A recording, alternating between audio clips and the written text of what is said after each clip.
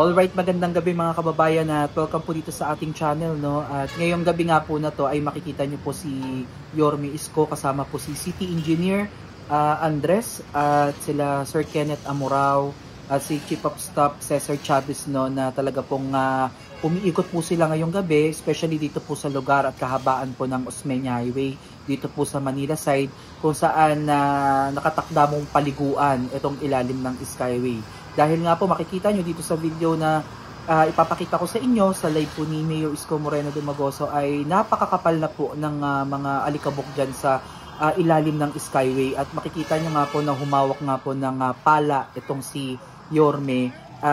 Talagang inano niya, no? Pinakita niya sa atin kung gaano kadami at gaano kakapal na itong alikabok dito. So yung main concern dito ni Yorme ay yung para sa mga motorista na hindi nakasasakyan, no, yung mga bikers na kung saan dumadaan dito na nalalangha po nila yung alikabok na to at pwedeng mag-cause ng sakit sa baga.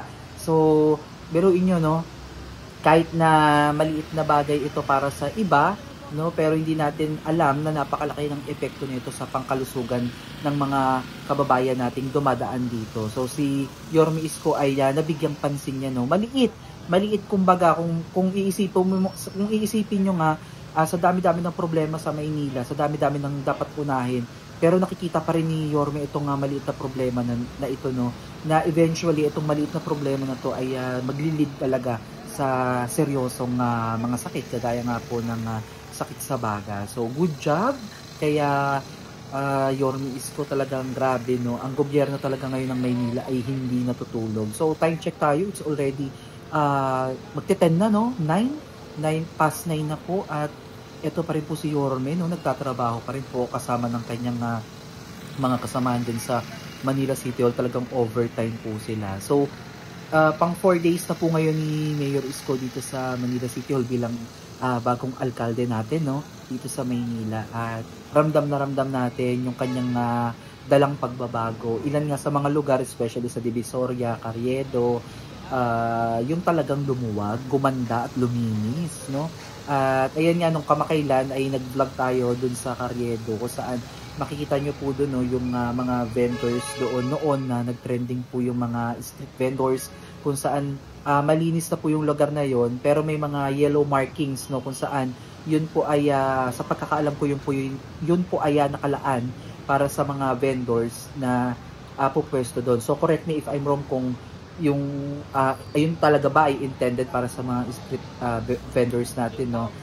Kung ganun man, magandang balita ito para sa ating mga vendors para at least kahit papaano, no, sila ay may kabuhayan at makapagpatuloy po sila sa kanilang business.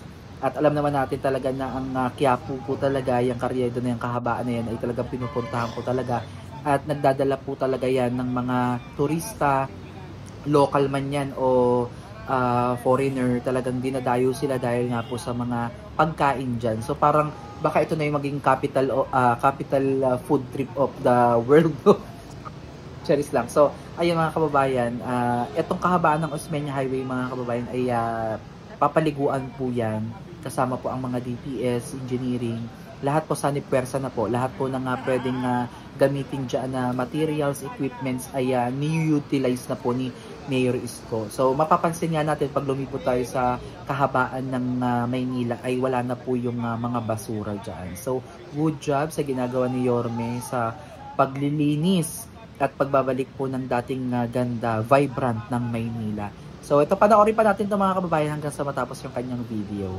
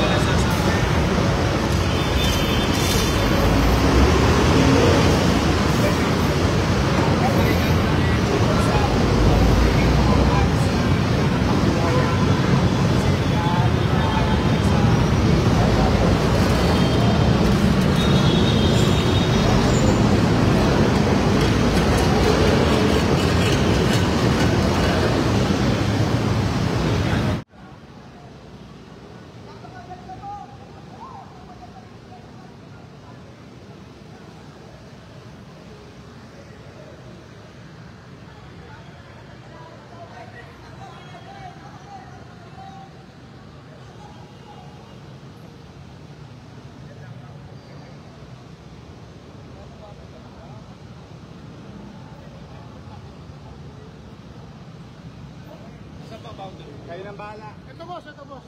Ito.